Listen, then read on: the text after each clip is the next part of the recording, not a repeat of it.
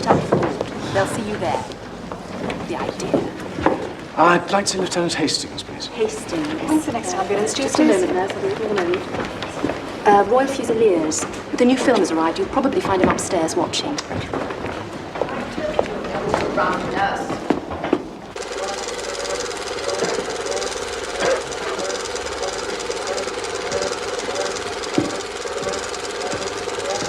Excuse me, Lieutenant Hastings. There's a gentleman to see you. Right, thank you.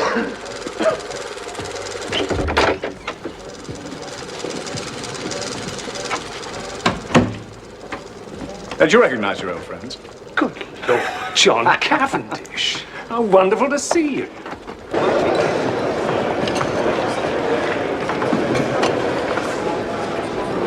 I tried to join up, but they said I was too ancient. What about your brother Lawrence? Is he practicing medicine yet? Well, he wasn't until the war. I don't know why he bothered to qualify. Then they made him go to work at the local hospital. He's still writing, though. Anything published? Stories, poems, bits and pieces of magazines. I suppose you heard Mother married again. Good heavens, no, I didn't know that. Some fellow turned up on the pretext of being Evie's second cousin or something. You remember Evie? Evie? Evie Howard. She's the mother's factotum companion, jack of all trades. Great sport, old Evie. Must have been after my time. Well, anyway, this fellow Inglethorpe turned up, and about a month later, the mater suddenly announced that she and Alfred were engaged. I mean, he must be 20 years younger than she is. Good Lord.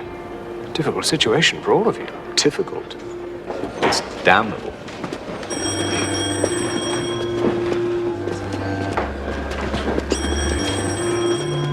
Get away from this place. Well, I'm not a prisoner here, you know. But you're up to traveling, aren't you? I mean, I was going to suggest you come down for a few days. I'd love to.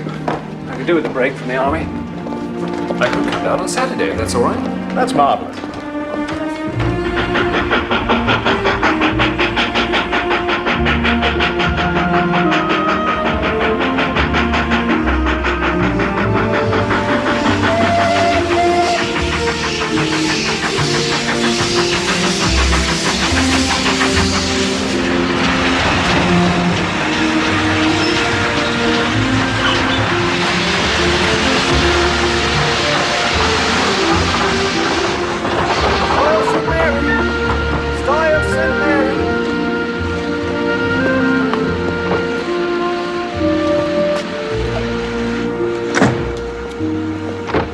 Hastings. John, good of you to be here. Go on.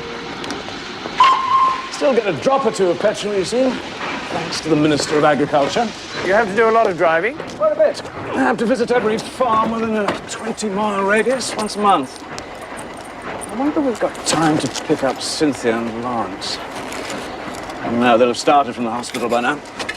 Is Cynthia your wife? No, Cynthia's a protégé of my mother's, the daughter of an old schoolfellow. She was left penniless, and my mother came to the rescue. She works in the same hospital as Lawrence and Malmesbury. Come on.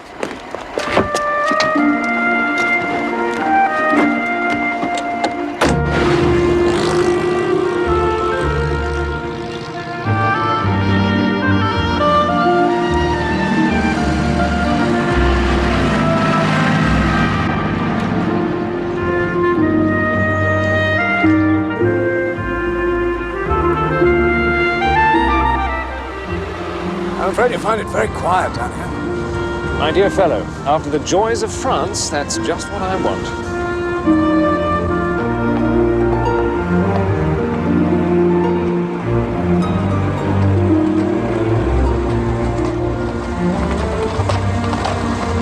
Is that one of your neighbors? Girl on the horse. Beautiful girl. Yes, I suppose she is. Now, that's Mrs. Rakes, widow of one of the farmers hereabouts.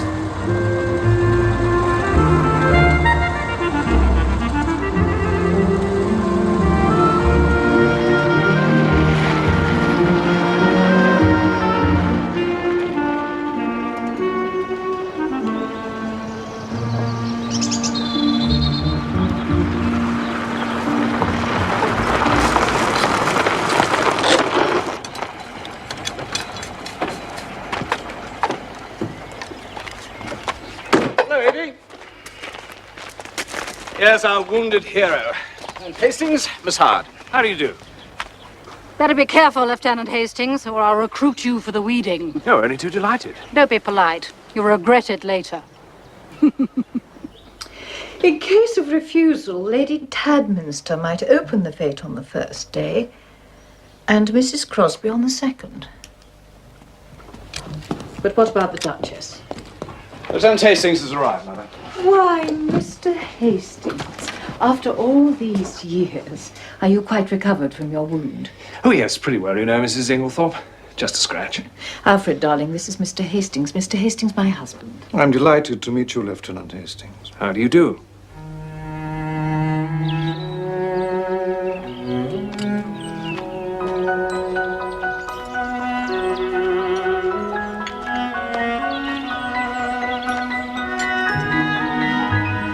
Hey, Lieutenant Hastings.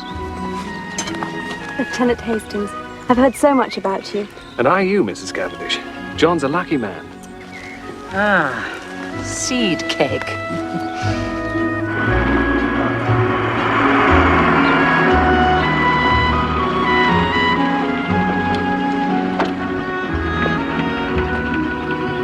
Bye, Cynthia. Bye. Bye, Lawrence. Bye. We're late. Your mother hates us being late for tea. She just likes to get us all on parade. Emily? Oh, well, one keeps busy, you know. Comforts for the troops, armament drives. How many events have we got arranged over the next 3 months, Alfred? 3 bazaars and 2 fetes, is, and of course the sale of work. You know, my dear, I'm sure that cushion is damp. Allow me. Yeah. That's better, dearest. Can't have you sitting on damp cushions, can we? You're so thoughtful, Alfred. Dash good seed cake. Thank you, Dorcas. Ah, yes, Cynthia. You're very late today, Cynthia. Oh, I know. I'm sorry. The bus was late. This is Mr. Hastings, Miss Murdoch. How do you do? Where's Lawrence? Oh, he's just gone upstairs. He'll be down in a minute. He'd better hurry up. There won't be any cake left. I've got a cousin who's nursing. She seems to spend most of her time placating the sister. Oh, they're terrifying. You've no idea. But I'm not a nurse, thank heaven. I work in the dispensary. Oh. How many people have you poisoned? Oh, hundreds. Don't talk such nonsense, Cynthia, please.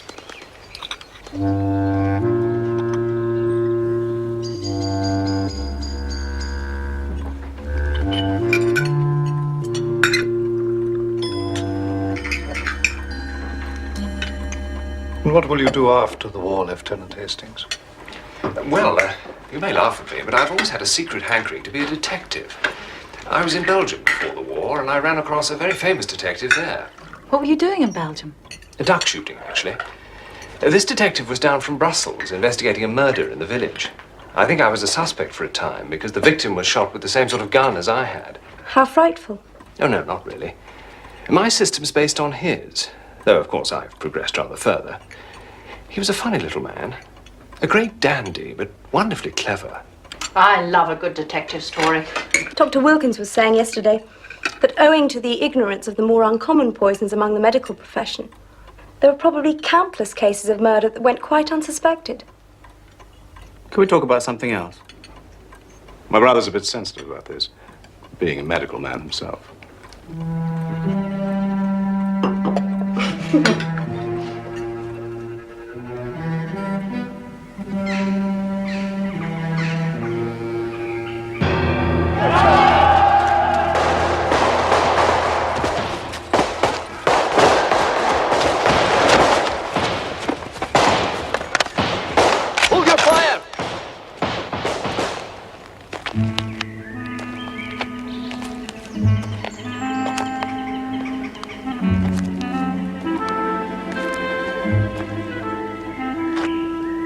Another example of the English bucolic beliefs, Anagallis arvensis.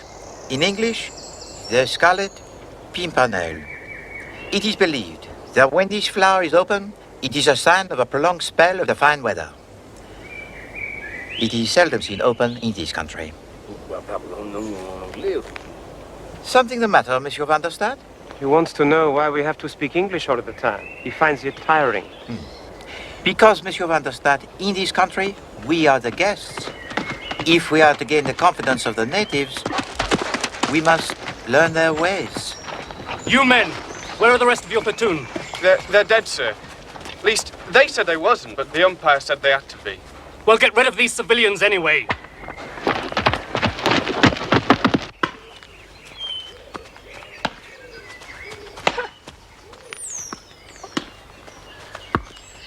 Styles Court really is a glorious old place. Yes. Yes, it is. It'll be mine someday.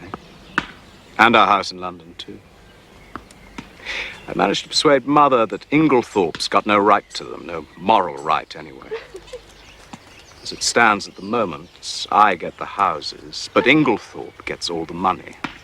Can't your brother help out? Lawrence? No. We're an impecunious lot. My mother's always been awfully good to us, I must say.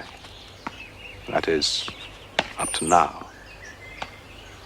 Since her marriage, of course. Come on, let's go back to the house.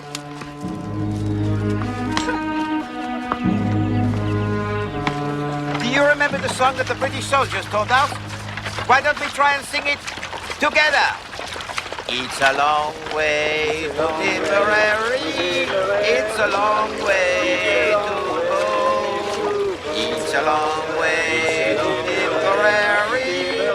Keep it tuned to the sweetest girl I know.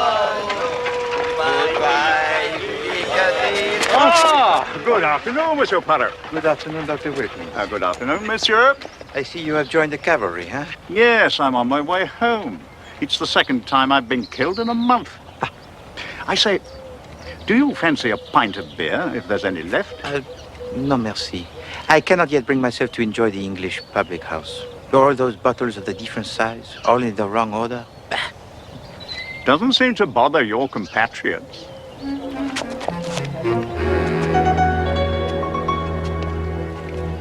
What is the use? I try to instill in them a sense of order and method. Always they disappear into the public house.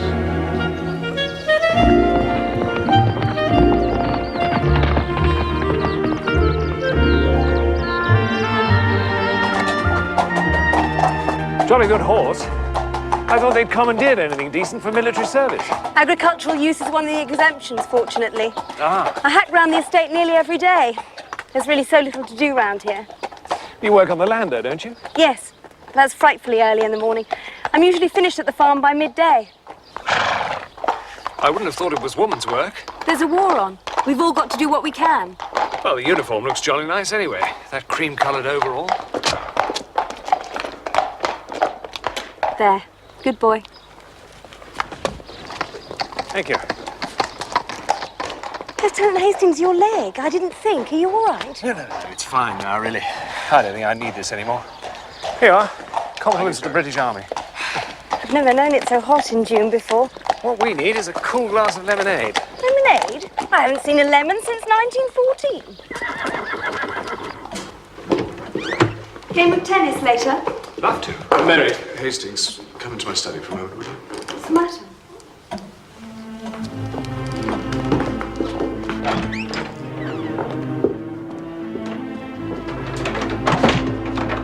There's a deuce of a mess.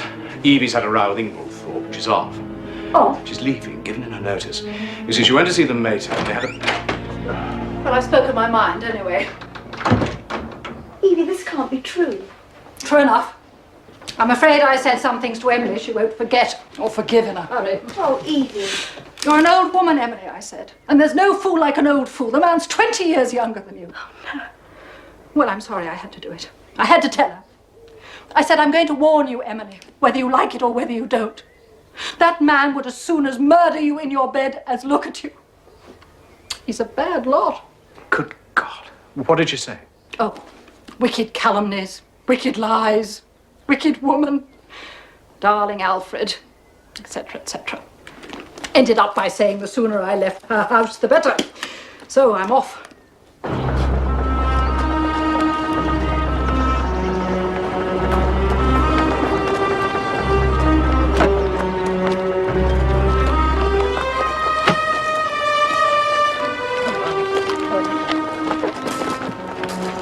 Mr. Hastings, you're honest, I can trust you. Look after her, Mr. Hastings, my poor Emily. There are a lot of sharks, all of them. Of course, I'll do everything I can, Miss Hart. I only ask you to keep your eyes open. Above all, Mr. Hastings, watch that devil.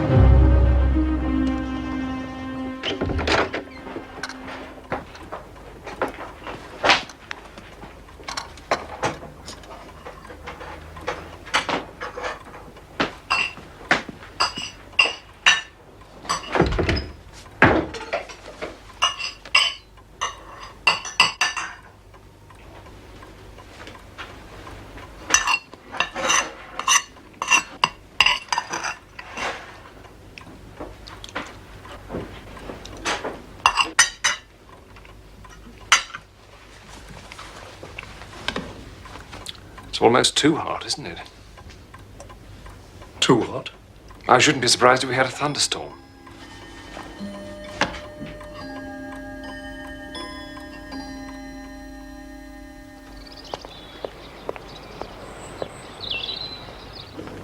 That'll be 2 and 3, please, sir. And don't you go telling anyone about that, sir. There's them round here who do mortal murder for that much cocoa in 1 week. I am very grateful to you, Madame Dainty. And I give you my word that I will be the soul of discretion. Thank you, sir. Thank you. Madame Dainty, has it ever occurred to you to organize the goods by the country of origin? Well, no, I can't say it has. Oh, you will be amazed, Madame. Now, let me see. North, south, east, west. Yes, the spices which come from the Orient we could place over there by the door, which represents the east, huh?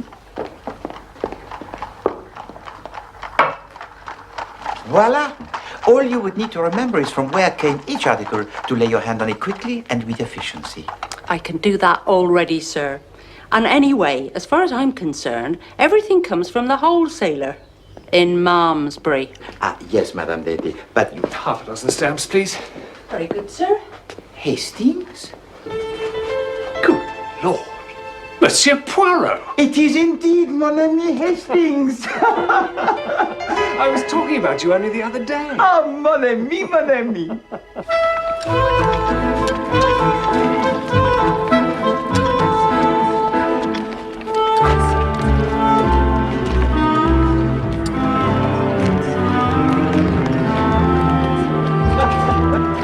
My old friend, Monsieur Poirot. We haven't met for ages. We know Monsieur Poirot. I didn't know he was a friend of yours. Oh, well, it is only by the charity of Madame Inglethorpe, the mother to Monsieur Lawrence, that I am here. She has kindly extended her hospitality to, 7 of my country people who are refugees from our native land. En effet, she has provided us with a delightful house over there. You must come to the house. Oh, no, pardon. You must come to tea. Now, that is the proper English expression, no? Yes, very proper. Bon, I improve, huh? Excuse me. Oh, Monsieur Poirot. Oh. Madame Legs?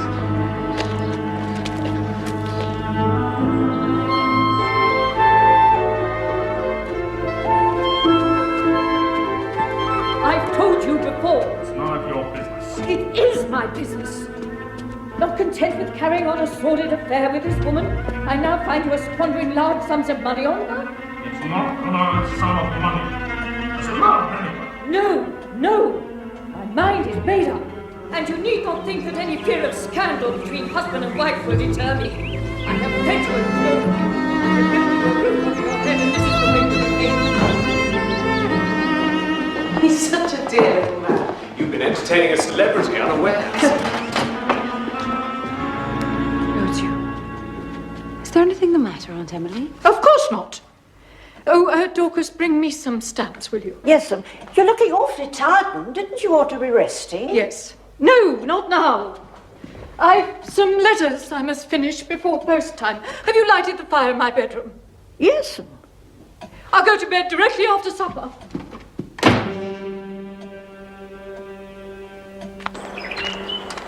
Then you won't show it. My dear Mary, it has nothing to do with it. Show it to me then. I tell you, it is not what you imagine. It does not concern you in the least.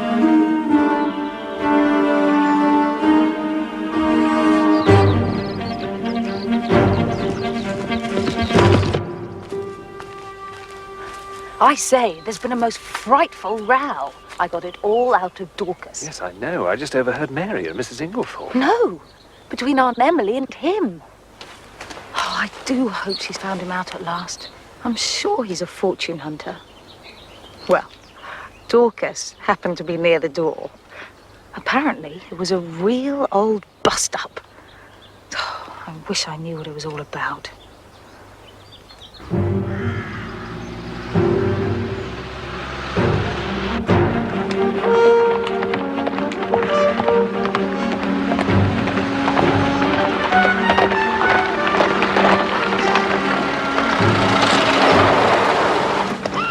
Where are you going?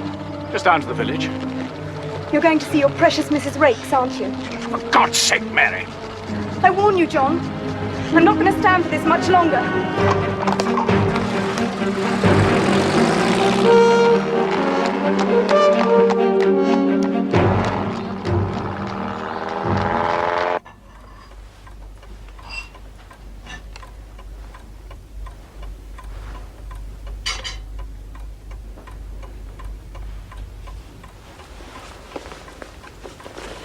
I'll have my coffee in my room.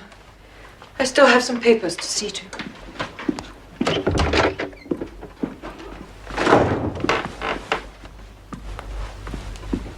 I read in the newspaper that the 1st American Division's are due in France next week.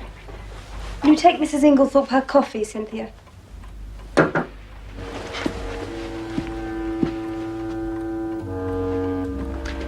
Shall we have our coffee in the drawing room?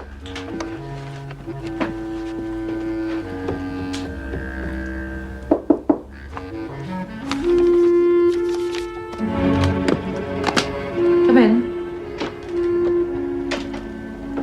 Put it by the bed, dear. I'm turning in soon too. I'm exhausted. I'll take some sleeping powders. Just light the lamp before you go. Yes. It'll be dark soon.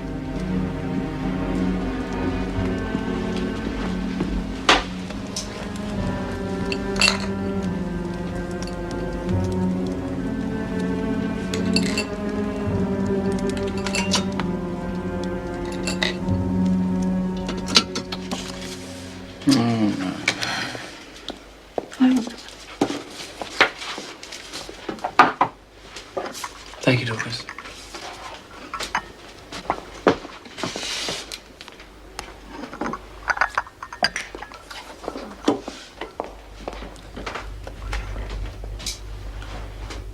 I have to go down to the village to see our agent about those estate accounts.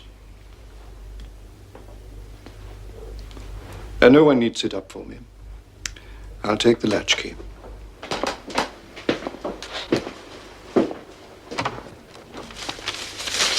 Dashed funny time of night to go and see Denby.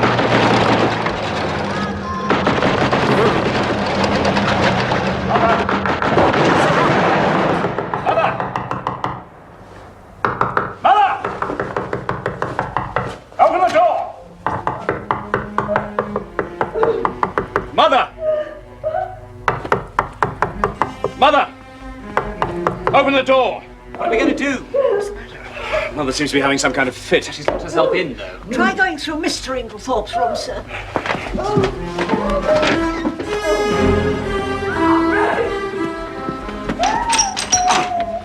lot. I'll have to try and break the door down. Beth, go and get Dr. Lucas at once. There's a door on the other side. You said it's usually bolted, sir. We'll try.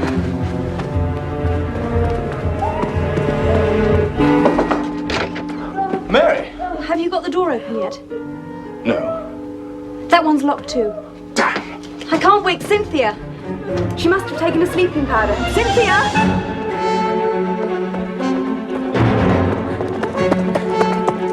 Try here. 1, 2, 3. Once more. 1, 2, 3.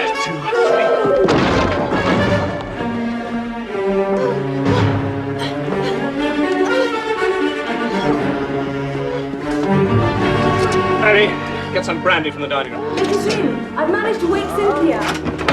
You're all right. I took a sleeping powder. What's the matter? Better now. Very sudden. Stupid of me to lock myself in. It's all right. It's all right. Feeling a little better now.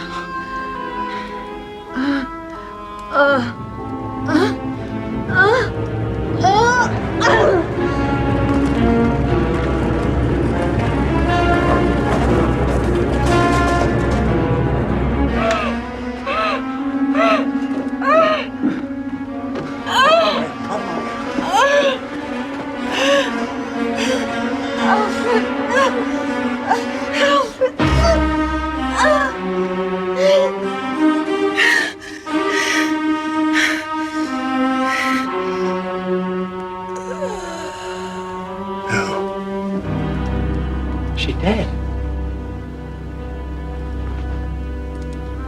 Oh, God.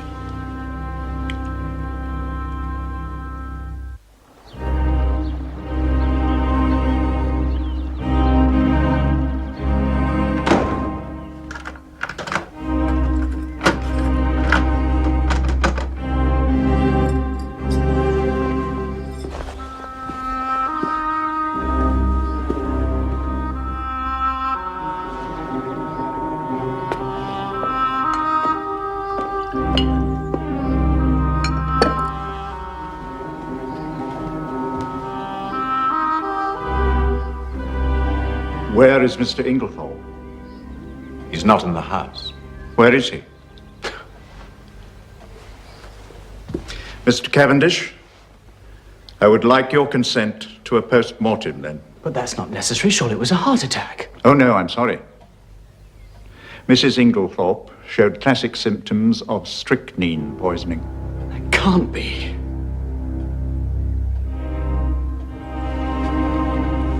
Do whatever you think necessary, Dr. Wilkins. These are your mother's keys. I've locked both the rooms. I suggest they remain locked for the time being.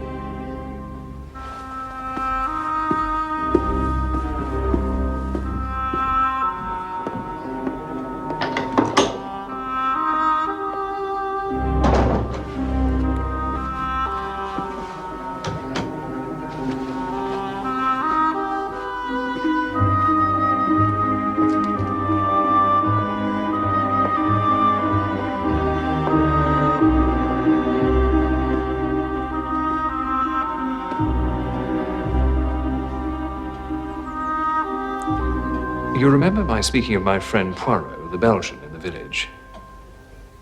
The one who used to be a detective. Yes. I want you to let me call him in to investigate this business. This is all rubbish, you know. Wilkins has got a bee in his bonnet about poisons. Poisons are his hobby, so of course he sees them everywhere. I'm inclined to give Hastings a free hand, Lawrence. Though I should prefer to wait a bit.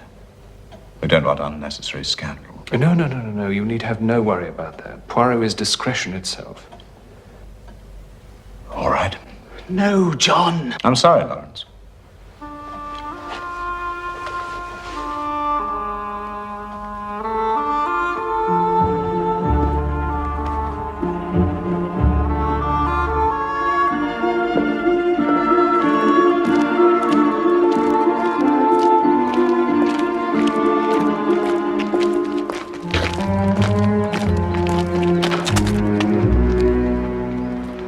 God, this is terrible, my poor wife. Well, where have you been? Denby kept me late last night. Then I discovered that I'd forgotten the latchkey. Denby gave me a bed so that I wouldn't have to arouse the household. Oh, my poor Emily. She was so self-sacrificing. She overtaxed herself. Now, I'd better get on my way. Yes. Yes, of course.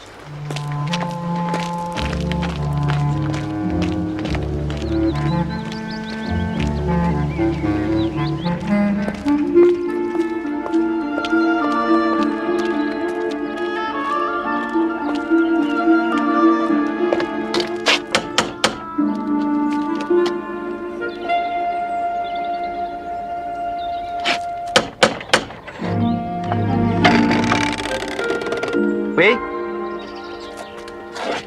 Monsieur Poirot, good morning. Ah, Hastings. You rise early? Mrs. Inglethorpe is dead. One moment.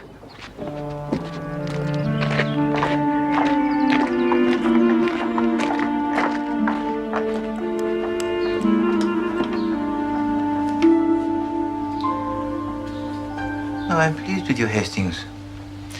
You have a good memory and have given to me faithfully the facts. But of the order in which you present them, I say nothing. Truly, it is deplorable. No, but I make allowances. You are upset. Later, when you are calmer, we will arrange the facts neatly, each in his proper place. And those of importance we will place on one side, and those of no importance, we blow them away. But whatever allowances I make, I cannot escape the fact that you have omitted one piece of evidence of the paramount importance. Oh, what's that? You did not say to me if Madame Inglethorpe ate well last night. Well, as far as I can remember, she hardly ate at all. She was obviously upset, and it had taken away her appetite. I see.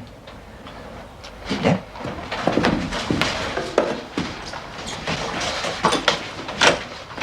Hastings, you're dressed in haste. Your tie is to one side.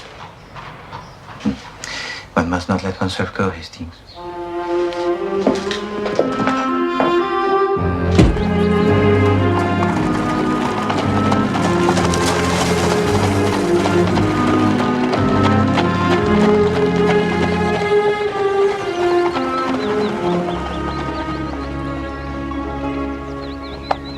Why did you want to know if Mrs. Inglethorpe ate well last night? The contention at the present is that Madame Inglethorpe died of the strychnine poisoning. No? It looked like it to me. Bon. At what time did Madame Inglethorpe retire for the night? Oh, very early, about 8 o'clock. And yet the symptoms did not manifest themselves until 5 in the morning. 9 hours. Now, a heavy meal taken at about the same time as the poison might retard its effects, but hardly to that extent. And you say to me that Madame Inglethorpe ate very little for supper. Yes. One of those curious little facts, mon ami. We put it here.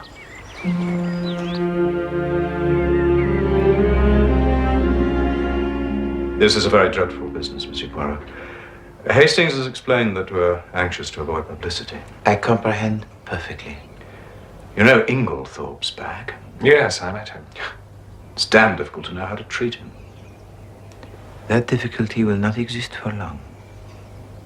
The key to the room, if you please, monsieur. Oh, of course.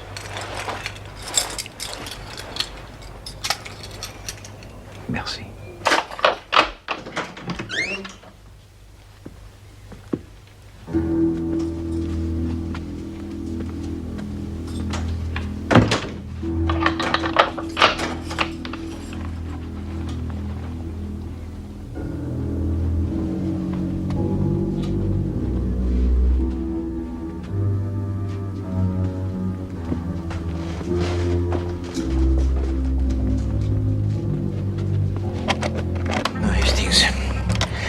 Must leave this until the lawyer of Madame Inglethorpe is present.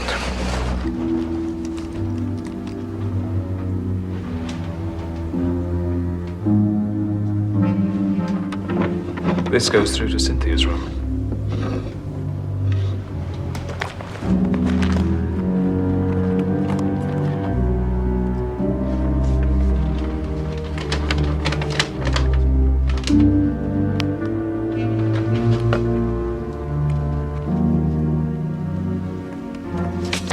What is it? We shall see.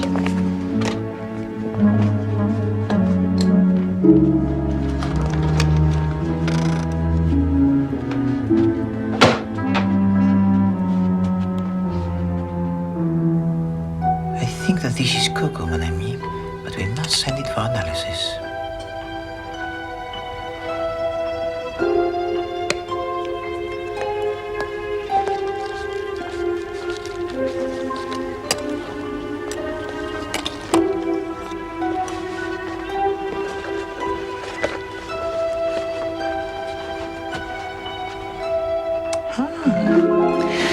Regarde, mon ami.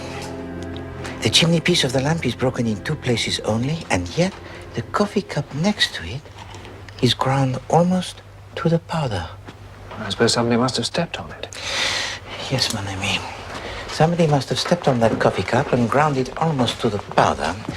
And the reason that they did so was either because it contained the strychnine or, which is far more serious, because it did not contain the strychnine. I wonder what is that?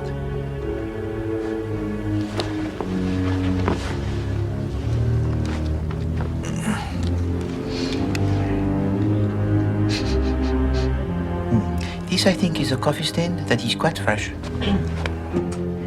Eh bien, Hastings, we have in this room now 6 points of interest. Shall I catalogue them, or will you? Oh, you. Very well. Number 1, a coffee cup that is ground almost to the powder. Number 2, the dispatch case with the key in the lock. Number 3, the coffee stain on the carpet. Number 4, a thread or 2 of dark green material caught on the bolt of that door. Ah, that's what you put in the envelope. With a car. And number 5, this. What is it? Candle grease, my friend.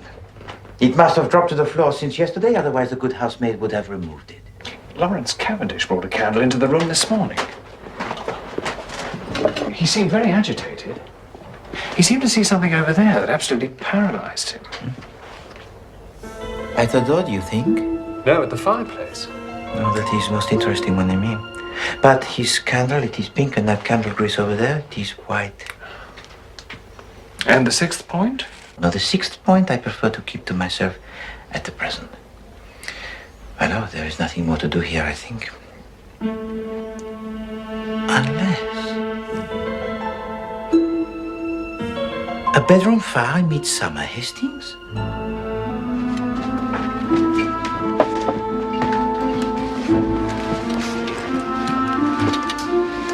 The fire warms, but it also destroys. There might be... Ah! Voila! What do you think of that, mon ami? Very thick paper. Much thicker than ordinary writing paper. And? A will. This could be a fragment of a will. That could be will and testament. Exactement. Just as I expected.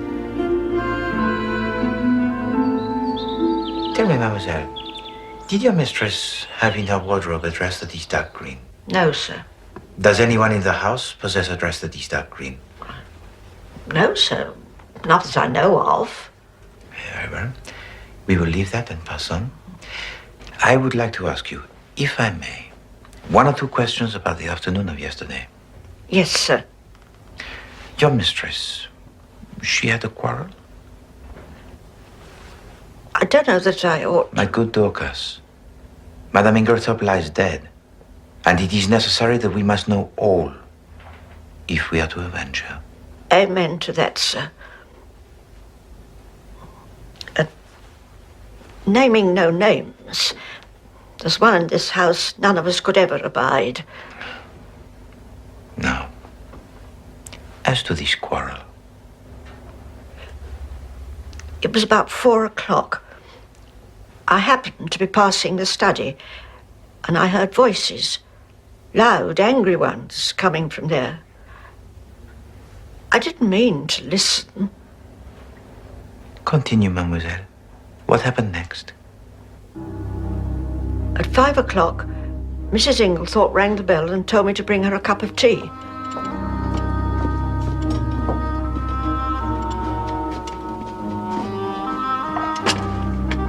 She looked dreadful, sir.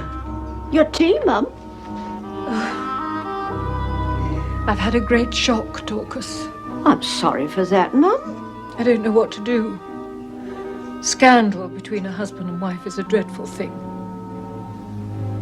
These few words and everything's changed. Never trust a man, Dorcas. They're not worth it.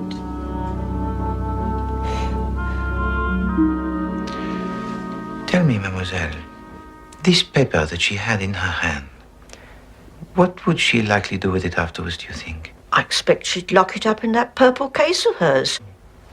If it was important. I see.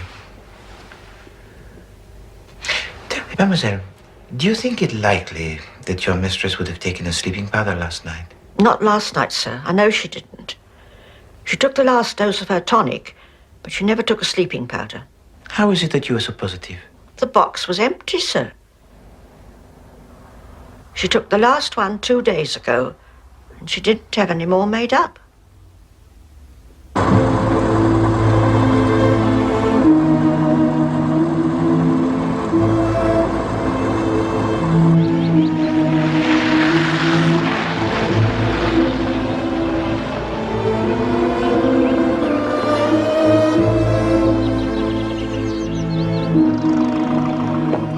Oh, Miss Howard, it's so good to see you again.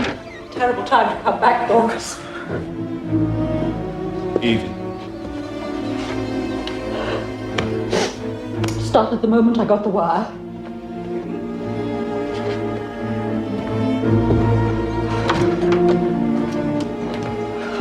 Dorcas will make us some tea. I don't want tea. Here's Mr. Poirot. Mr. Poirot is helping us with our investigations. Nothing to investigate. Have they taken him to prison yet? Taken who to prison? Alfred Inglethorpe, of course. Poor Emily was never murdered till he came along. Evie, don't shout. Whatever we may think or suspect, it's better to say as little as possible for the present.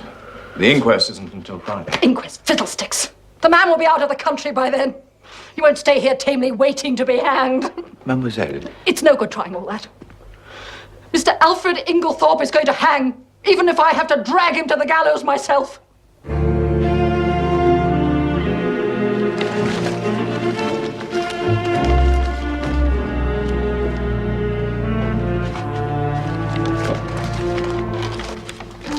How did you know that Mrs. Inglethorpe took sleeping powders? Because Hastings, I found this in the drawer of the washstand in her bedroom. It was this that was the number 6 of my catalogue. But if the last powder was taken 2 days ago, it can't be that important. Probably not.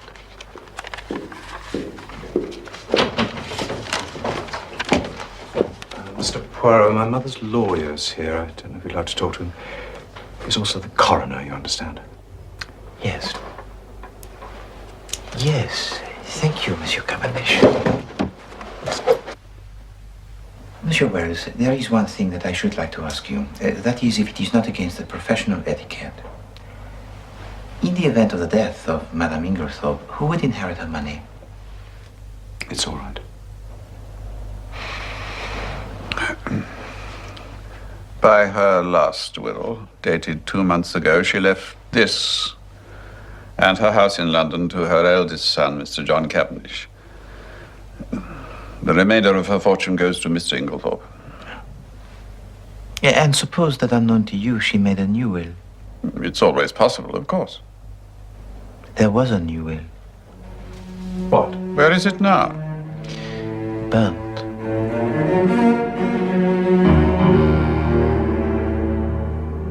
an extraordinary coincidence. My mother should have made a will on the very day of her death. Are you so sure it's a coincidence? What do you mean? Your mother, you tell me, had a violent quarrel with someone yesterday afternoon. In consequence of that quarrel, she very suddenly and hurriedly makes a new will. She told no one of its provisions. The will disappears, and she takes its secret to her grave. I fear there is no coincidence here. What do you mean?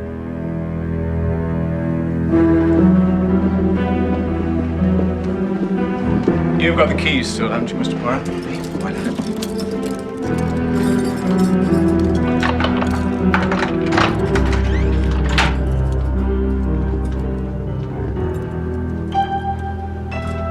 My mother kept some things in this. You will need a key because I locked it this morning. It's not locked now. Milton, c'est impossible. But I have had the key in my pocket for all of the day.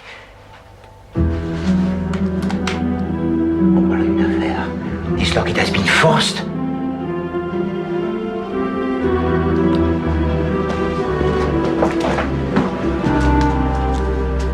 This door, it is unbolted. Why? When? Now, there must have been something of great importance in that case. Something that connected the murder with the crime. What? That I do not know.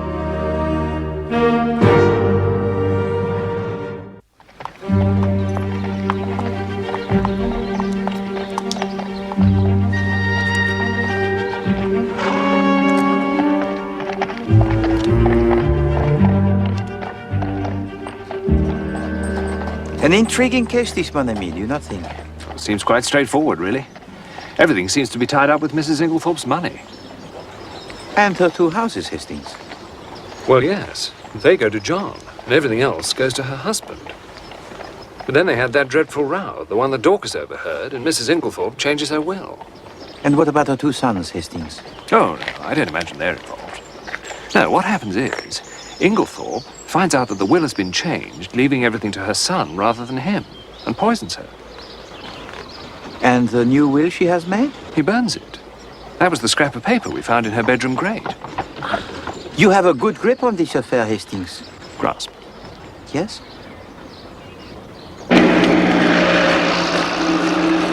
You know, Hastings, there are in this case only 2 points of any significance. Oh, really? What are they? The first is the state of the weather on Tuesday. But it was a beautiful day. Must have been 80 degrees in the shade, not a cloud in the sky. Do not forget that, mon ami. It is the key to the whole riddle. I don't see why. All right, then what's the second point? The second point is the important fact that Monsieur Inglethorpe wore the peculiar clothes, wears the black beard, and uses the spectacles. That's ridiculous. No, mon ami. It is momentous. Dr. Wilkins, can you tell us exactly how much poison Mrs. Inglethorpe had consumed? Judging from the amount recovered, Mrs. Inglethorpe had ingested about 3/4 of a grain of strychnine, possibly a grain. I took a sample of the cocoa remaining in the cup in Mrs. Inglethorpe's room. There was no strychnine in it. Then you consider it more likely that the drug was administered in her after-dinner coffee, and that, for some reason unknown, its action was delayed? Yes. But the coffee cup was so completely smashed, there was no possibility of analyzing its contents. It seems to me that my mother's death may be accounted for by natural means. Really? Well, my mother was, for some time before her death, taking a tonic containing strychnine. That was dealt with in previous evidence. But is it not possible that she may have taken an overdose of the medicine by accident? I think not, Mr. Cavendish. The maid, Dorcas, has already told us she had only one dose left on the day before her death.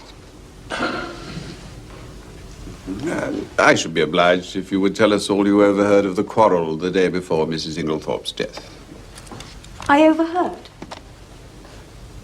Yes. I understand you were sitting, reading on a bench outside the open window of the study. Is that not so? Yes. Will you repeat what you overheard of the quarrel? I really don't remember hearing anything. Do you mean to say you did not hear voices? Well, yes. I heard the voices, but I didn't hear what they said. Not one stray word or phrase? Yes, I remember. Mrs. Inglethorpe said something. Something about causing a scandal between husband and wife. She sounds as if she's trying to hide something. That is true, Hastings. Call Mr. Mason. And is of some interest.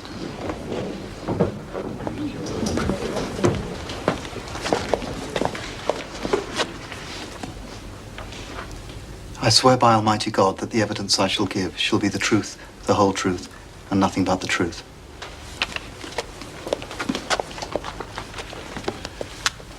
Mr. Mason, as a qualified dispensing chemist with a shop in the village of Styles St. Mary, have you lately sold strychnine to any unauthorized person? Yes, sir.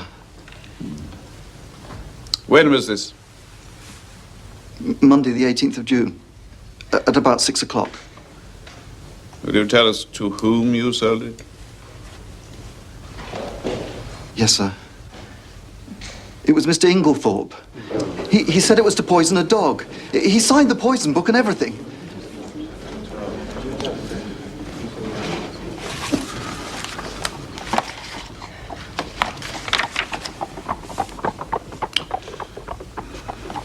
Very well. Thank you, Mr. Mason.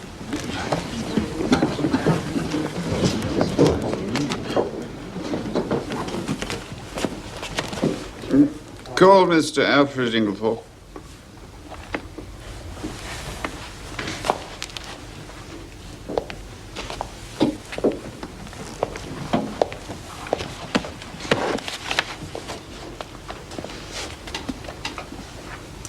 I swear by Almighty God that the evidence I shall give shall be the truth, the whole truth, and nothing but the truth. Are you Alfred Inglethorpe? Yes. On Monday evening last, did you purchase strychnine for the purpose of poisoning a dog? No, I did not. There is no dog at Styles Court. Do you also deny that you signed this register? Yes.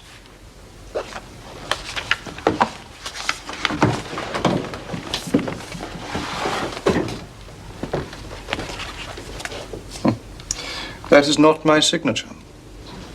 I see. Would you mind telling us, Mr. Inglethorpe, where you were on the evening of Monday, June the 18th? I don't recall. Were you in company with anyone?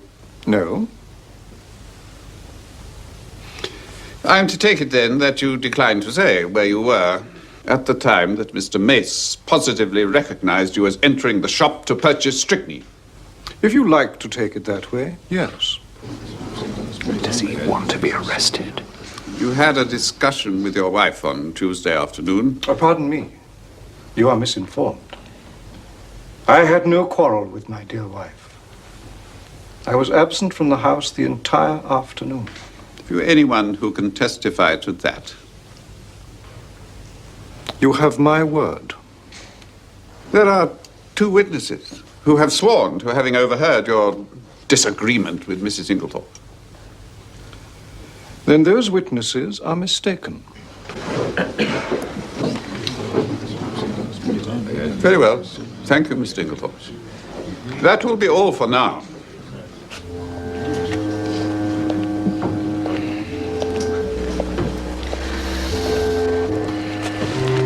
Members of the jury. He's put a noose right round his neck. Perhaps. Consider your verdict. Hastings, do you know who is that man by the door? Testimony of Dr. Wilkin that the deceased, Mrs. Inglethorpe... That is Detective Inspector James Japp from Scotland Yard. And if I'm not mistaken, the man next to him is also from Scotland Yard. Things are moving quickly, my friend. Perhaps too quickly.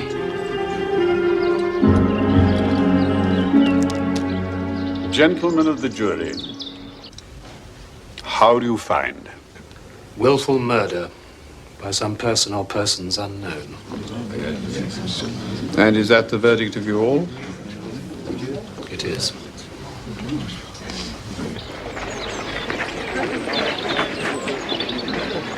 Mon Dieu, I had some warm moments in the court, Hastings. I did not figure to myself that the man would be so pig-headed as to refuse to say anything at all. I can't understand why the jury didn't name Inglethorpe. You surely can't still believe he's innocent. Why not, mon ami? Nothing has changed. Ah. I see you do not remember me, Inspector Japp. Well, if it isn't Monsieur Poirot. This is Superintendent Summerhay. You've heard me speak of Monsieur Poirot, sir? That's the Abercrombie forgery case, wasn't it? Just before the war? That's right, sir. Monsieur Poirot caught our villain for us in Antwerp. But what are you doing in England, Poirot? Heard the Boche has made my own country temporarily uninhabitable by their presence, Inspector.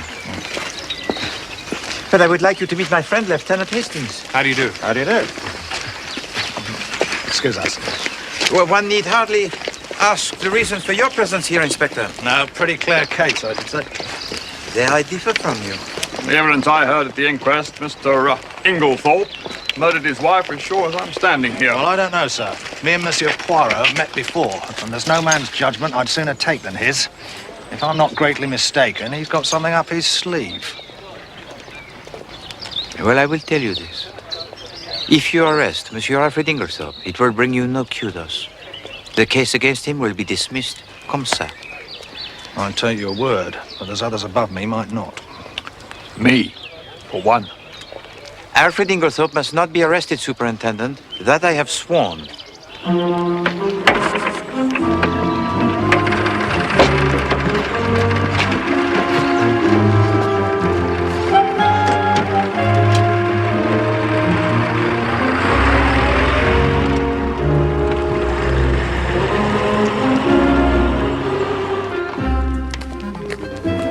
Have you ever been to New York, Hastings? New York? No. It is a beautiful city.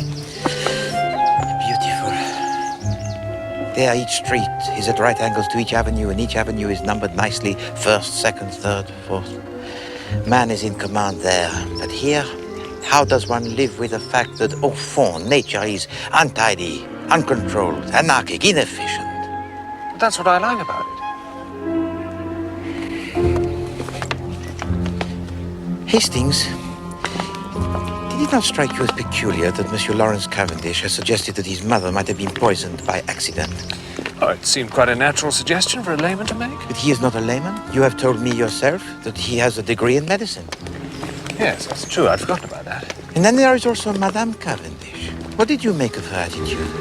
Well, it seems inconceivable that she should be shielding Inglethorpe, but that's what it looked like. Oui, d'accord. A great deal that was peculiar showed itself today. Where are we going, Poirot? To see the beautiful Madame Rex, Hastings. Oh, she's an absolute corker, you know. Thank you. No, Hastings. I am going to see the beautiful Madame Rex. You, I fear, are far too impressionable for this particular task.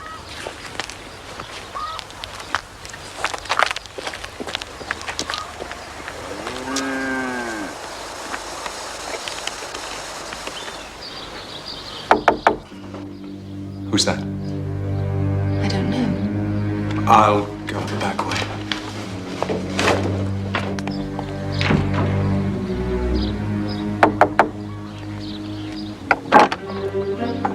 Bonjour, Madame Rex.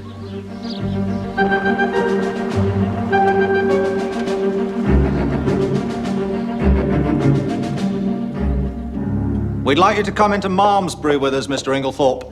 Malmesbury? To the station. You're arresting him, are you? About time, too. We'd just like Mr. Inglethorpe to answer a few questions, madam. Mesdames.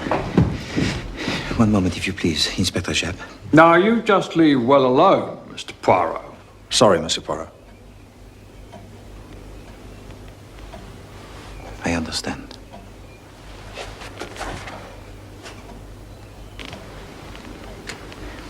Superintendent, I beg of you to allow me to ask to Monsieur Inglethorpe just one question. Go on, then. Thank you, Superintendent.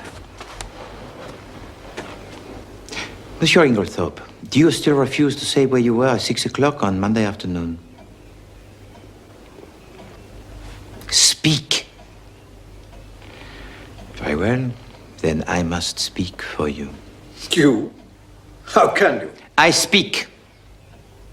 Listen. I, Hercule Poirot, affirm that the man who bought the strychnine poison on Monday afternoon at 6 o'clock was not Alfred Inglethorpe. For at 6 o'clock on that day, Monsieur Alfred Inglethorpe was at Tadminster.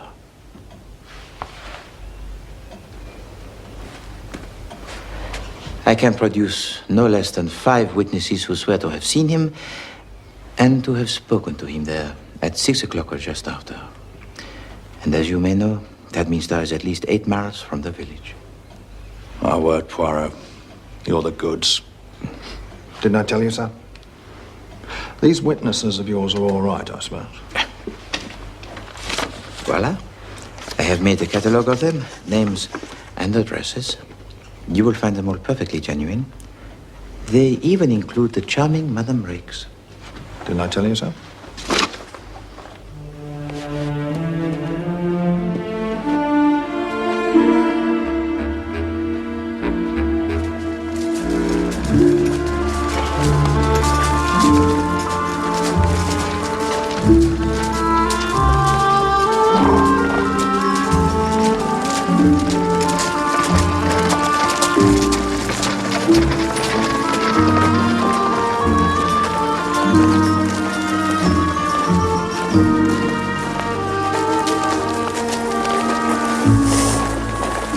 So, we're back to square one, then? Well, not quite, mon ami. We now know there is one person who did not buy the poison. Eh bien, we have cleared away the clues manufactured.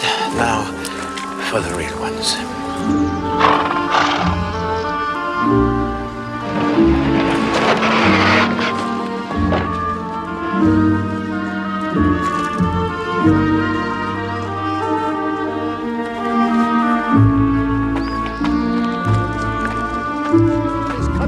Like a fawn, he fleeth as it were a shadow, and never continueth in one stay.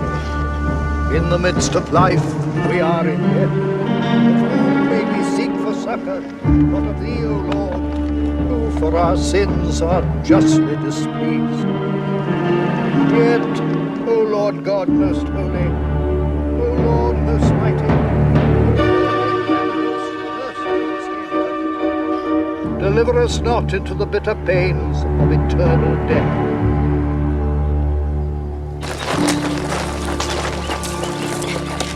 Lieutenant Hastings, sir. Yes, Dorcas. I know this is hardly the time or the place, but you remember this foreign gentleman particularly asked if my mistress or anyone else in the house had got a green dress? Yes, go on. I've just remembered. What the young gentleman used to call a dressing-up box. It's up in the front attic.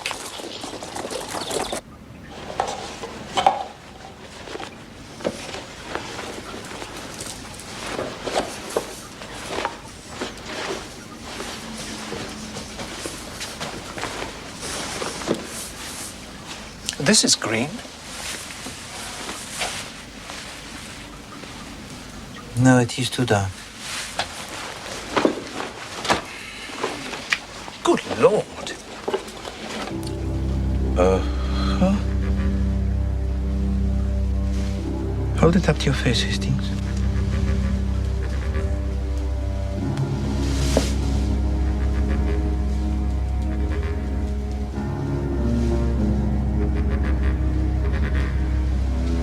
Do you think it's the one?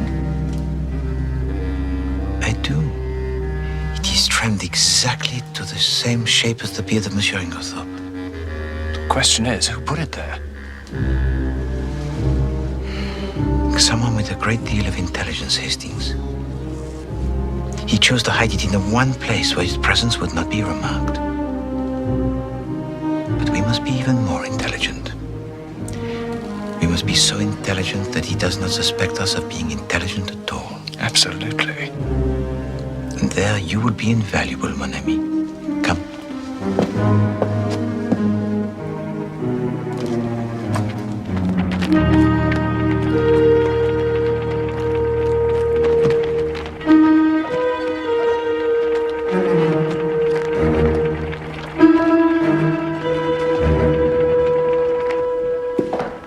took the hint at last.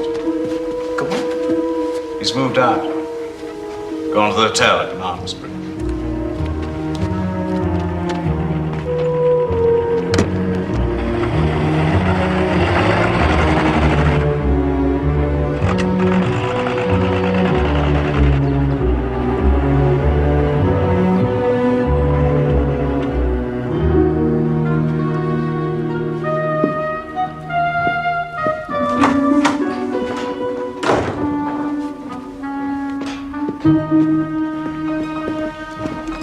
Lieutenant Hastings. Hello, Cynthia.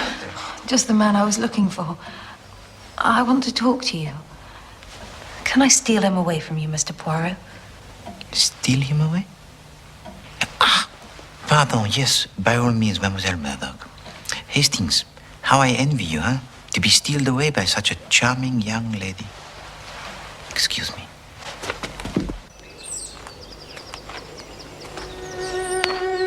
What do you want to talk about? Oh, let's sit down first, shall we? Oh, right.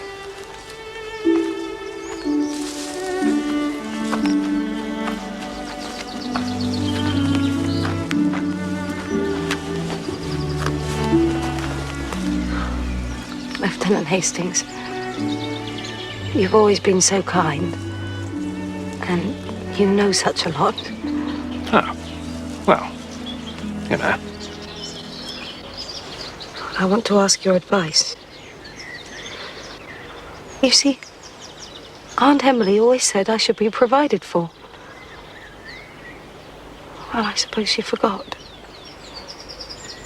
Or didn't think she was likely to die. Anyway, I'm not provided for. I don't know what to do. Do you think I ought to go away from here? Oh, good heavens, no. They don't want to part with you, I'm sure. Well, Mary does. She hates me. Hates you? I don't know why. And he can't bear me either. Oh, well, now, there I know you're wrong. John's very fond of you. Oh, yes, not John. I meant Lawrence. Not that I care whether Lawrence hates me or not. Still, it's rather horrid when no one loves you, isn't it? But they do, Cynthia. I'm sure you're mistaken. There's John and Miss Howard. Lawrence never speaks to me if he can help it. And Mary can hardly bring herself to be civil to me. And I don't know what to do. Oh.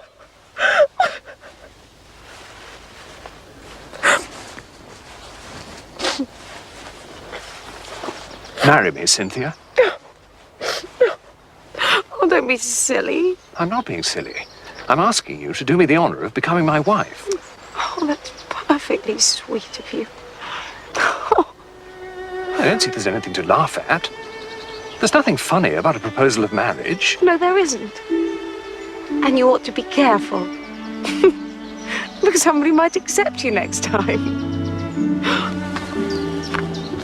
Goodbye, Lieutenant Hastings. You've cheered me up no end.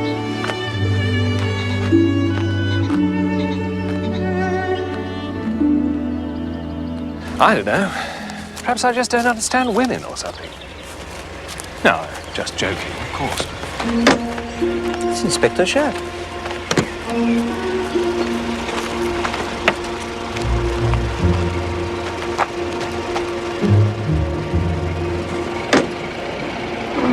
Hastings, who is that with him in the back of the car?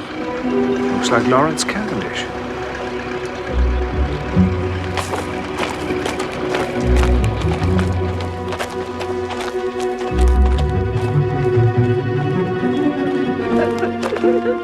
What's the matter, Dorcas? Those wicked detectives. They've arrested Mr. Cavendish. Arrested Lawrence? No, not Mr. Lawrence. Mr. John.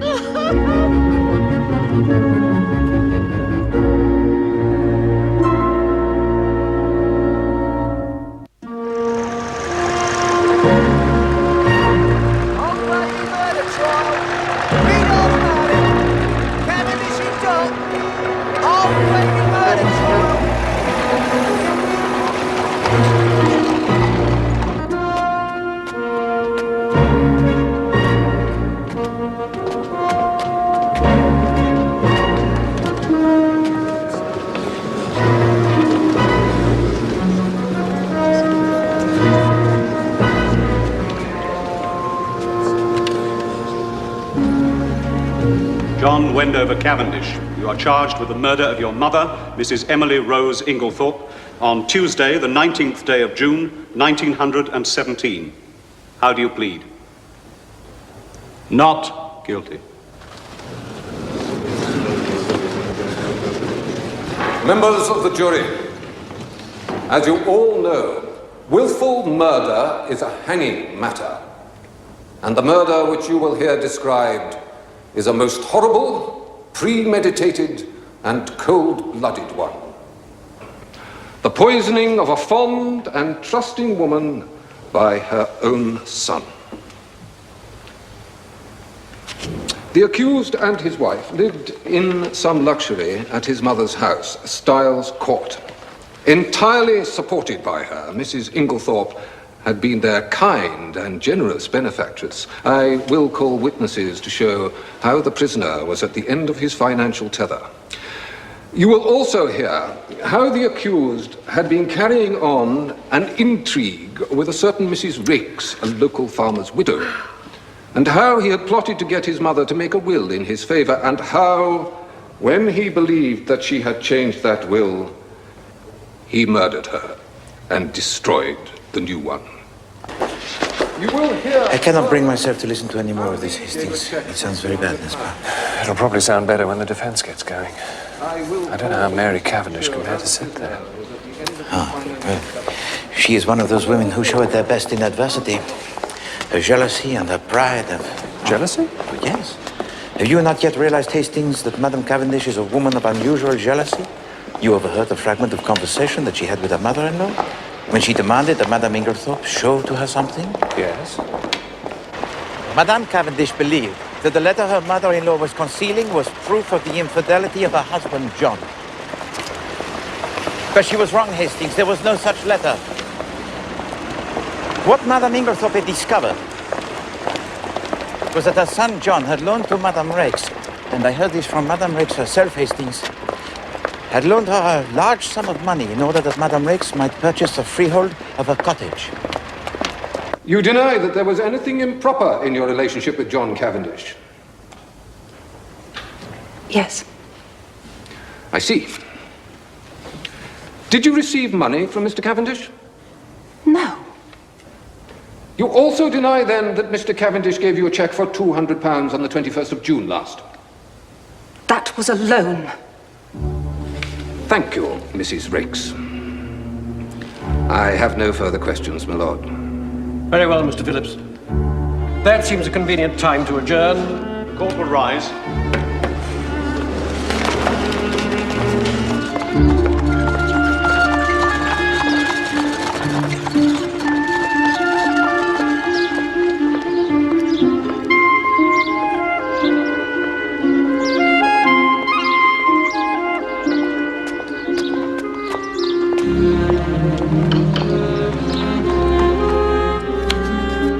Is this your first time in London, Poirot?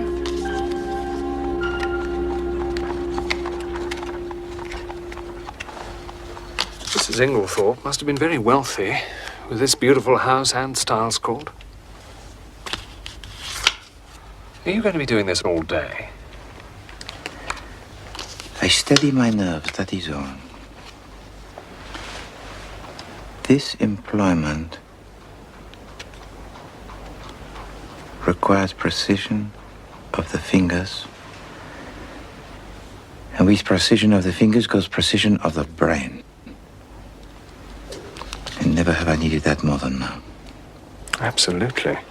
I can build a house of cards 7 stories high by placing one card on top of another with a mathematical precision, huh? But I cannot find the last link in this so mysterious case.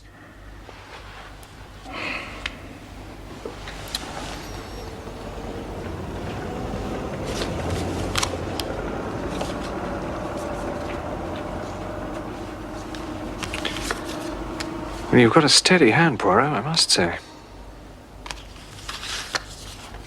I think I've only ever seen your hand shake once. On an occasion when I was enraged, no doubt. It was in Mrs. Inglethorpe's room, just after we discovered that the locks on the dispatch case had been forced. Ah, yes. You stood by the mantelpiece, rearranging the ornaments as you always do, and your hand shook like a leaf. Because I was enraged. I was enraged that...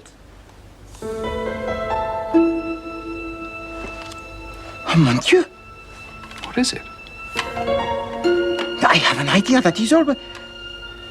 Mon Dieu! A garage! A garage! For the love of heaven, madame, direct me to the garage! Someone must drive me! I must hire a car immediately!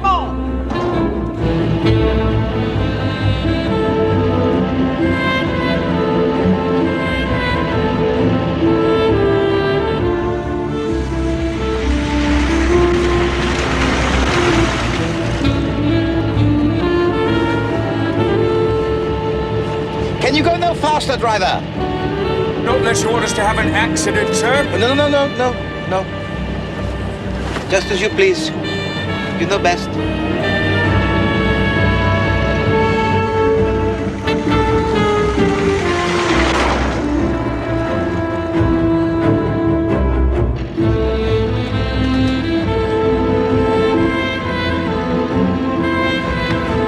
The correct position for your hands on the steering wheel is 10 minutes to 2, is it not?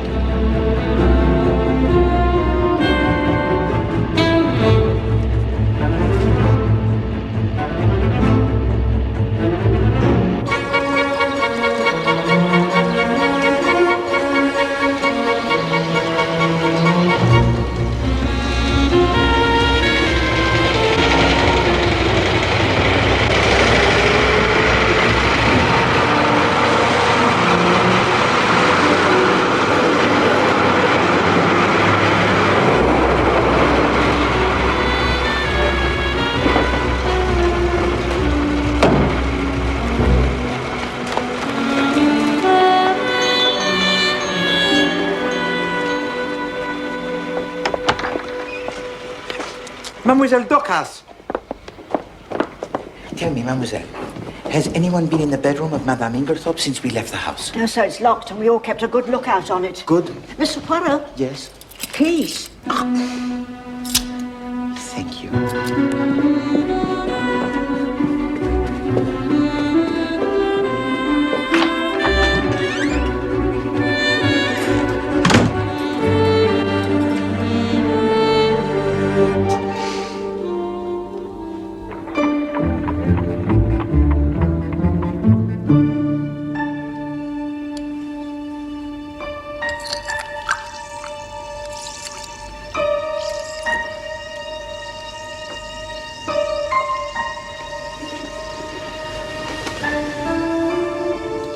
See? Already the strychnine is beginning to precipitate and fall to the bottom. In a few hours, it'll form colourless crystals. Which remain at the bottom of the liquid? Which remain at the bottom of the liquid.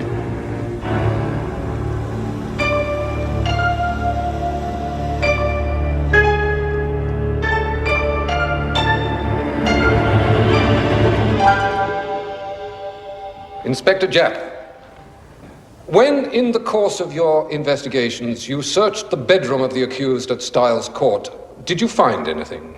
I did. Will you tell the court what you found?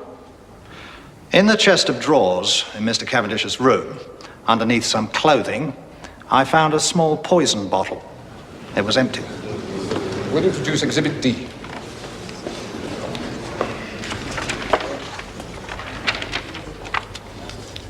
Is this the bottle? Yes, sir. Did you have the bottle examined? I did. It was examined by the laboratory at Scotland Yard and was found to contain traces of strychnine.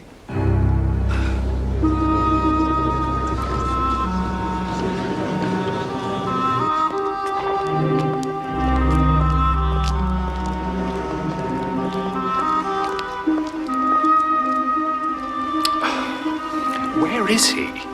He telephoned earlier to say he'd be back in London this evening. He asked me to arrange for everyone to be here. What did he mean? I don't know. Oh, it really is too bad of him. Here he is now.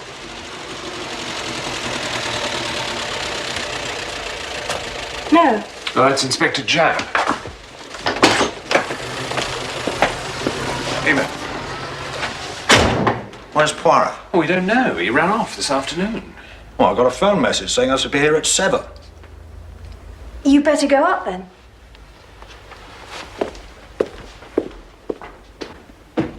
I haven't had my tea yet, you know.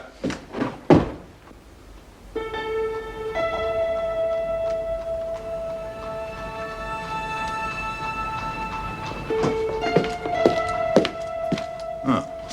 Good evening. May I ask what's going on? You may ask, madam. If you get any reply, you might let me know.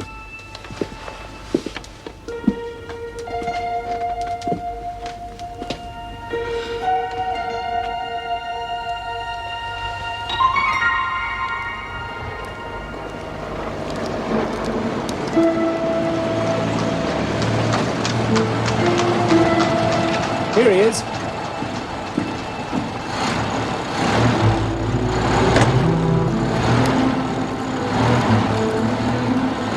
What on earth is he doing? Seems to be giving a driver a driving lesson.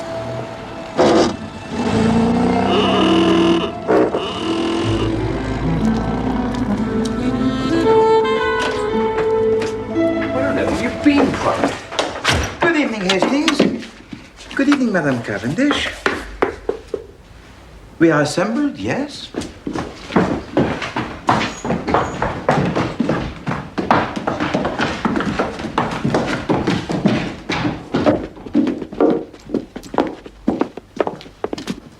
Bon.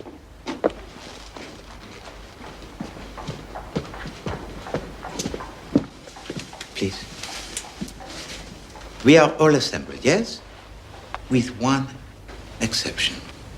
Pardon, but I must ask you all to wait a few moments longer for the arrival of Monsieur Inglethorpe. If that man comes into the house, I leave it. Oh, no, Mademoiselle Howard, you must not do this. Remember, Mademoiselle, that this is for the sake of your dear friend, the late Madame Inglethorpe.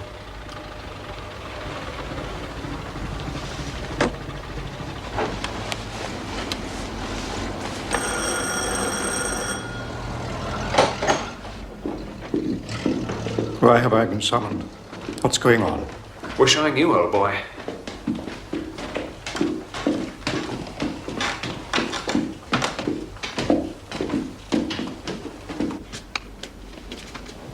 Ah, voilà, Monsieur Inglethorpe.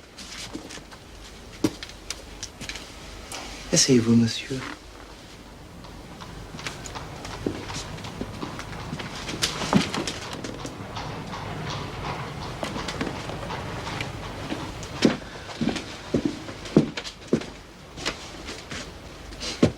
Mesdames et messieurs, good evening. As you all know, I was invited to investigate this case by Monsieur John Cavendish, who tonight in his prison cell awaits the verdict of the jury. I at once examined the bedroom of the deceased and I found several things indicative. To take first, a fragment of dark green material. I found it caught on the bolt of the communicating door between that room and the room of Mademoiselle Cynthia. Now, for a long time, I did not recognize it for what it was, this material.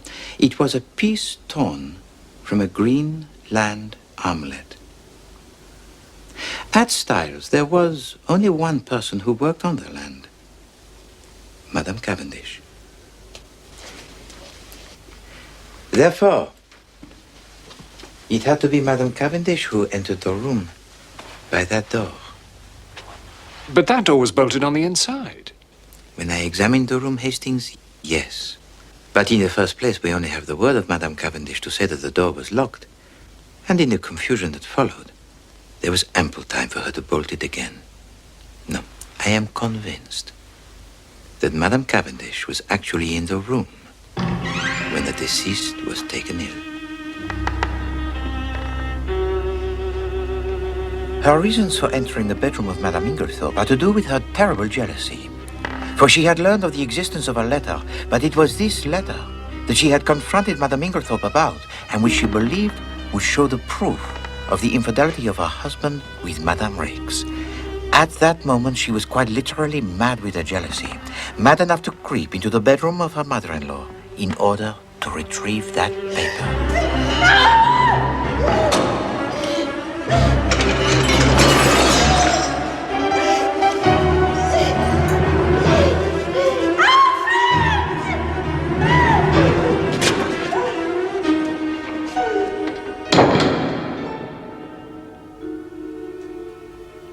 Am I not right, madame? So it was you who destroyed the will? No, Monsieur Lawrence. There was only one person who could have possibly destroyed that will. Madame Inglethorpe herself. But she only made it out that very afternoon. Nevertheless, mon ami. The temperature that day was 80 degrees in the shade. Oh, yes, it was very hot. And yet, Madame Inglethorpe ordered a fire to be lighted in her room. Why? Because she wanted to burn something. Précisément, Inspector Japp. Now, at 4 o'clock, Madame Inglethorpe quarrels with her son and threatens to denounce him to his wife. Squandering large sums of money on it. It's not a large sum of money. And anyway, it's a loan. No, my mind is made up. And you need not think that any fear of scandal between husband and wife will return. It was this argument which Dorcas overheard, but she mistook John Cavendish for Monsieur Inglethorpe. At 4:30, she makes a new will, eliminating John Cavendish from his inheritance.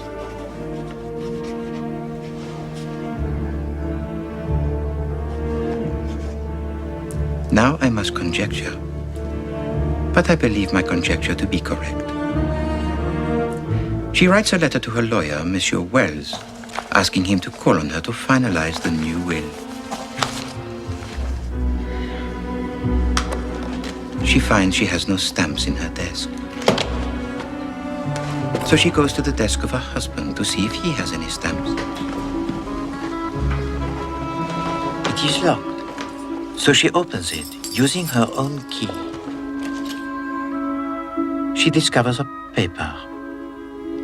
That very paper that Madame Cavendish believed to be the written proof of the infidelity of her husband, John, but was in fact far more serious. Is this really necessary? All we need to know is who put the poison in my mother's coffee and why the poison took so long to act. Yes, that is very true, Monsieur Lawrence, but here we have the little problem, you see, because Madame Inglethorpe, she did not drink the coffee. What? No. The stain on the carpet was the coffee. She must have spilt it before she could drink it. But feeling in need of a hot drink, she heated up a cocoa and drank that. If the strychnine wasn't in the coffee, and we know it wasn't in the cocoa, where was it? Now I will pose to you the little question. What third medium was there readily to hand? A medium so suitable for the disguising of the strychnine that it is absolutely extraordinary that no one has thought of it. Hastings? I've no idea. No. Inspector Japp. Her medicine. Somebody put strychnine in her tonic.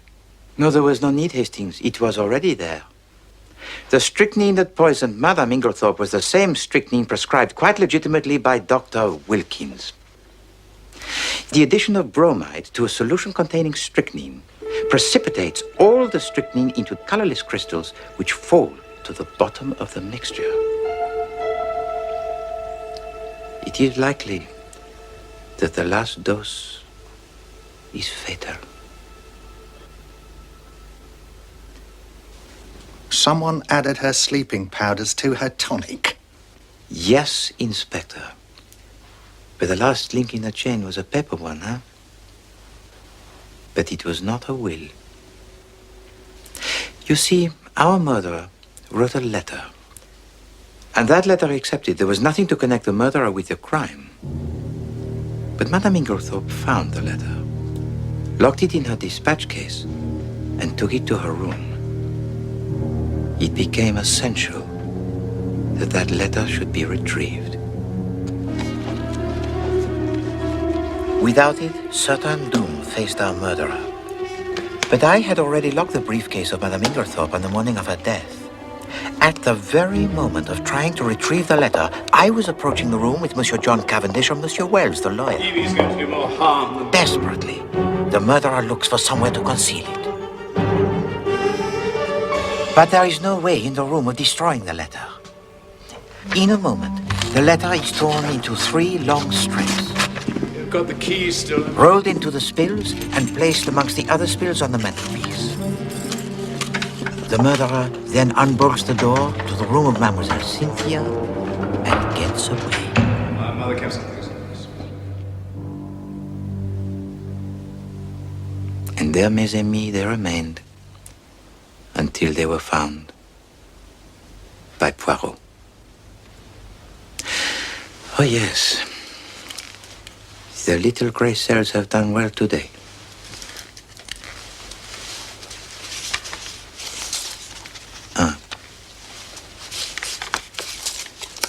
Deux, trois.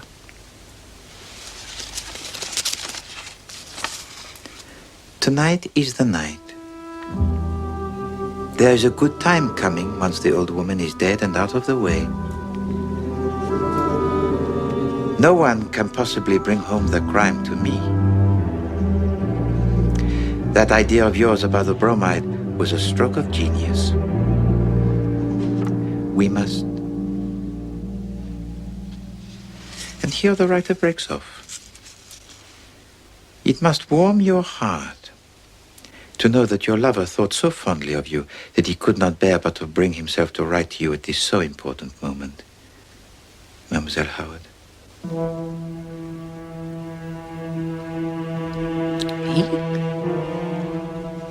It's nothing to do with me. Oh, but it is everything to do with you, mademoiselle.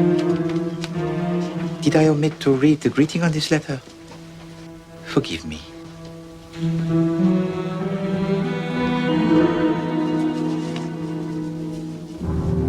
My dearest Evelyn. You fool! You bloody fool! Quiet, Evie. No, it is too late for silence, Monsieur Inglethorpe. The handwriting on this letter shouts your guilt. You are a heartless murderer. How dare you? How dare you make such an accusation? Oh, Monsieur Inglethorpe, you do disappoint me.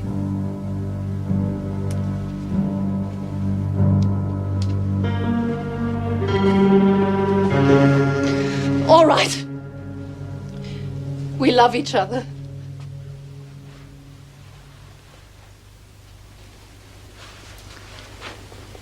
Take them away, Inspector Japp.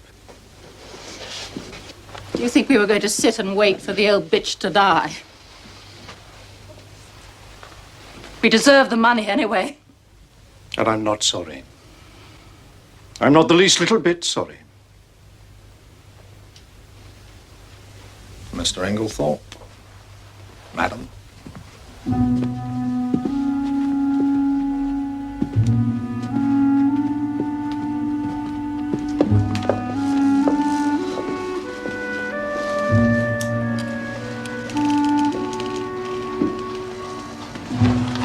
Horrible. How horrible. But why did he keep the letter? He never finished writing it, you see, mon ami. Possibly Madame Inglethorpe returned early, interrupted him, and caught in the act, he hastily shuts and locks his desk. The rest we know.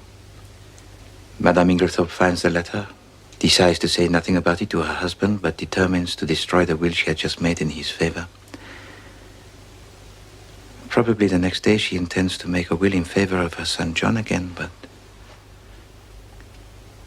death intervened.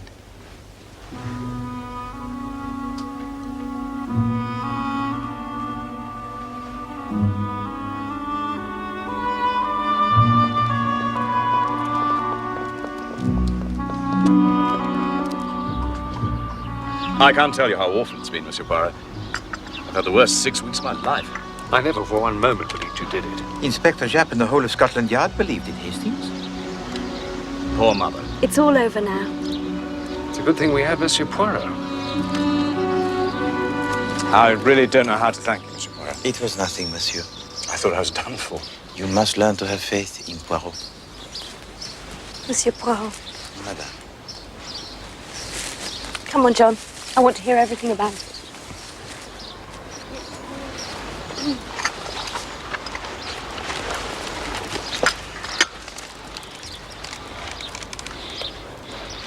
Do you know, Hastings, I owe the final discovery of the spills entirely to you.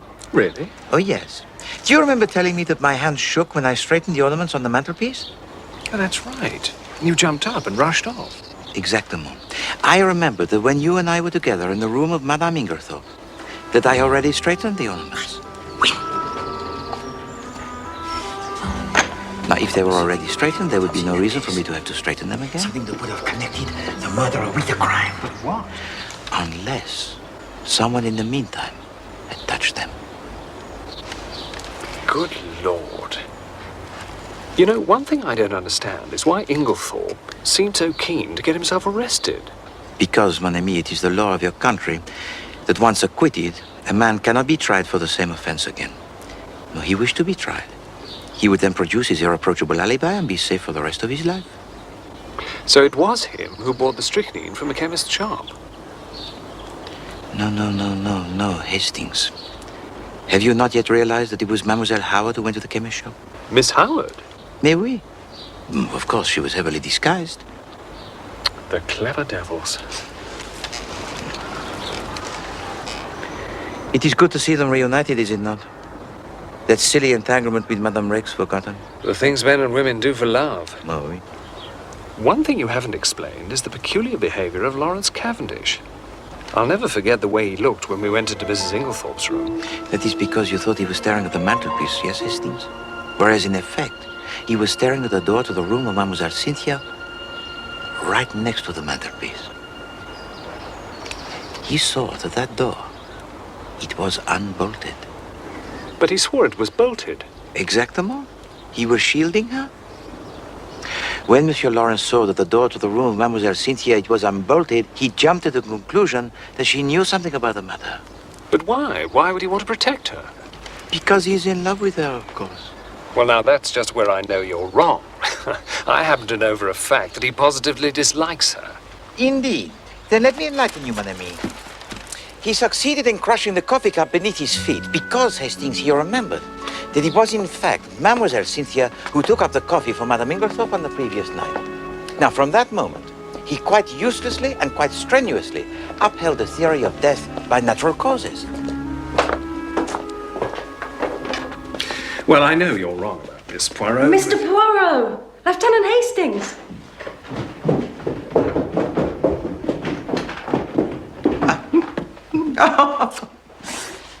Oh, you're both such dear men. Well, we want to tell you something. We? You are both to be offered congratulations, is that not so? Congratulations? Well, Cynthia and I are to be married. Where are Mary and John? Oh, they're, Come on.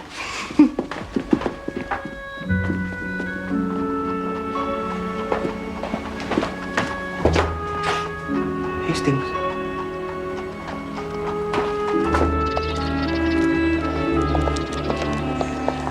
What a wonderful girl. I shall never understand women. Console yourself, mon ami. Perhaps one day, when this terrible war is ended, we shall work again together, huh? And Poirot will explain all to you.